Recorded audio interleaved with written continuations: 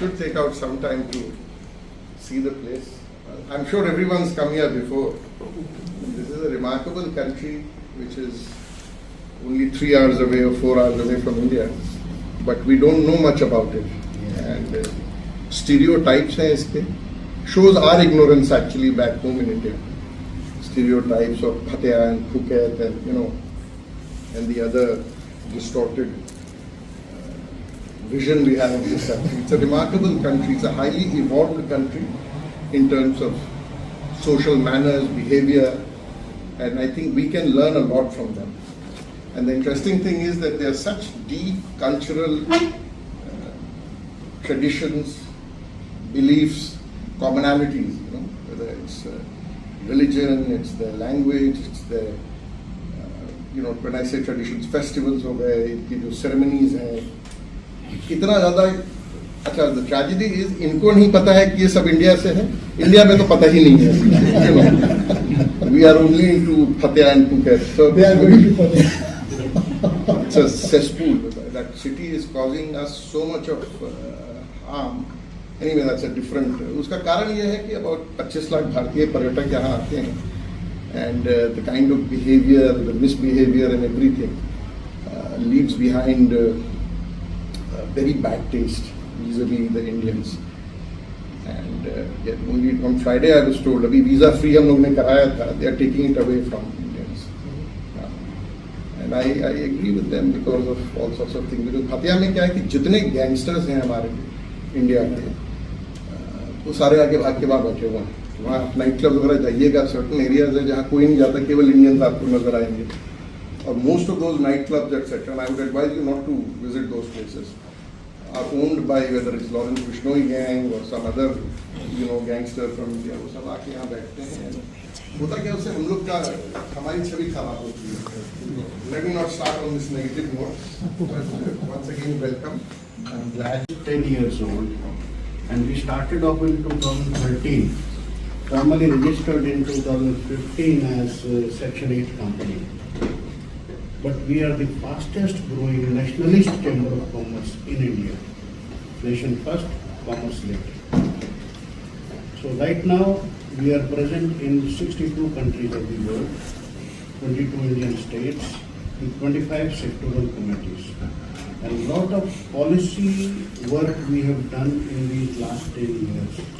Some great policy initiatives that were proposed by FII, they've been agreed to by the government, like demonetization, like voluntary disclosure, like gold bond scheme. Most economical medicines for cancer are now available in India. It is our pressure. Most economical heart care is now available in India. Stent is very economically priced now. And then during Corona period, we put pressure on the government. Okay, come out with a package for the MSME industry. We have to meet all the obligations of the nation. Come out with a package, so they come out with a 6 lakh crores package. I was in India that time. Later on extended to 10 lakh crores. That was a very big savior for the industry.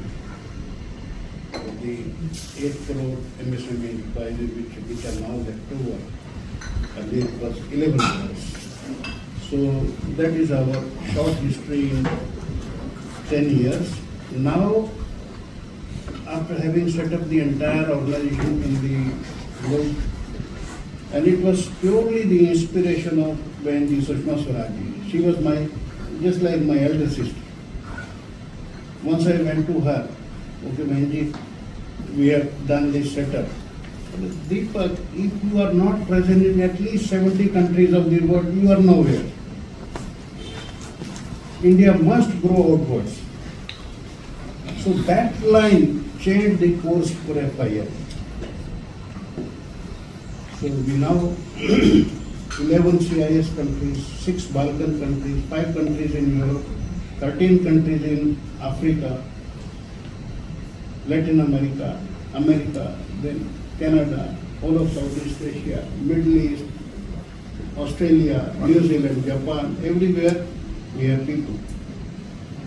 Very nice. And the only mool mantra for these teams now, give the best of your thought leadership to India.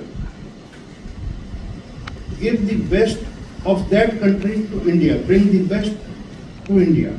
Take the best from India elsewhere. So that is how from 5 trillion we are just about to touch.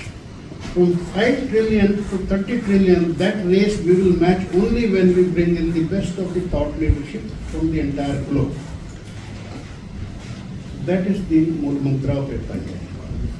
And in our endeavor to spread eastwards, we took one delegation to Nepal to strengthen Nepal, avoid going to China.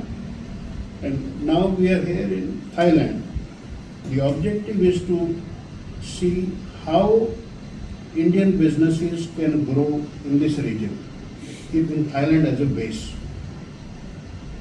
That growth, we have to study how Thailand has to manage. It has integrated so well into